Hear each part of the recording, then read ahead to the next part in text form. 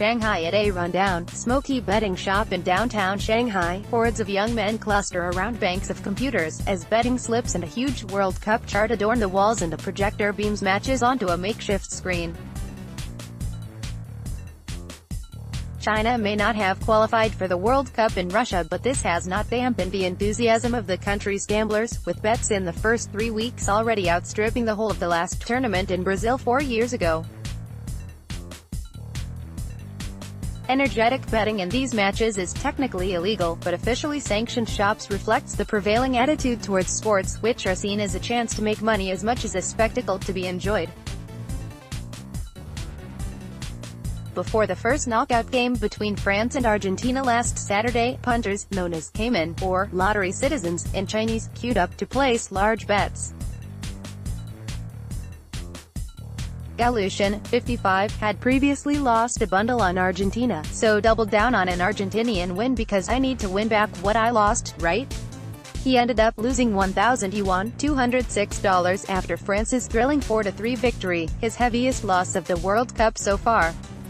Fellow gambler Sha Junman, a 25-year-old freelancer, lost 5 times that amount after wagering on a draw. The World Cup-inspired surge in betting is borne out in the official figures. Gamblers in China have wagered 28.6 billion yuan in football betting in the 3 weeks up to July 1, way above the less than 5 billion yuan wagered in the 3 weeks previous to that, according to figures from the China Sports Lottery Management Center. This is more than double the roughly 11.5 billion yuan wagered during the 2014 World Cup and does not take into account underground betting and syndicated gambling, which is widespread in the country. China's underground gambling networks are often cited as an impetus for match-fixing incidents worldwide, usually in obscure leagues but also in Italy, Syria and occasionally in World Cup qualifiers. Although all gambling is technically illegal in China, it is permitted in the country's hundreds and thousands of lottery shops. These are run by China's Sports Administration, with part of the proceeds plowed back into sports ranging from financing stadiums to training the next generation of Chinese athletes. However, the government remains vigilant, and dozens of unauthorized lottery ticket apps, which enable punters to place a bet with a single click, were closed down in the first week of the World Cup. Sha Lugan converted his auto dealership into a lottery shop 6 years ago, and business has boomed during the World Cup, with hundreds of thousands of yuan being bet daily, more than 10 times the stakes for a normal day. Despite the absence of home interest, the World Cup has brought out the passion from people who were not interested in football before, he said. Everyone is watching it.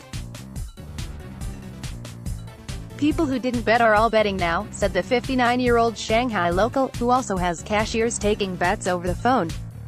Like punters all over the world, many gamblers in China lost a packet during some of the tournament's more surprising results, especially the demise of defending champions Germany, who failed to get out of the group stage for the first time since 1938. Li Feng, a gambler who set up a big screen at his fried chicken joint to show the games, said he had lost 1,000 yuan betting on Germany to beat South Korea in the group stage.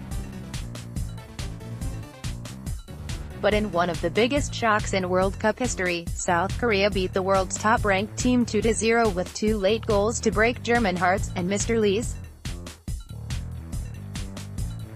no sane person would have bet on South Korea to win, he complained bitterly. Galushan, a regular at the bookies, said he was disappointed that China did not make it to the World Cup finals this time around. To be frank, China not making it was harmful to us, he said.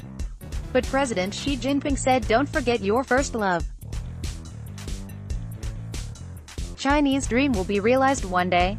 I also believe in Chinese football. The dream will be realized in the near future, AFP.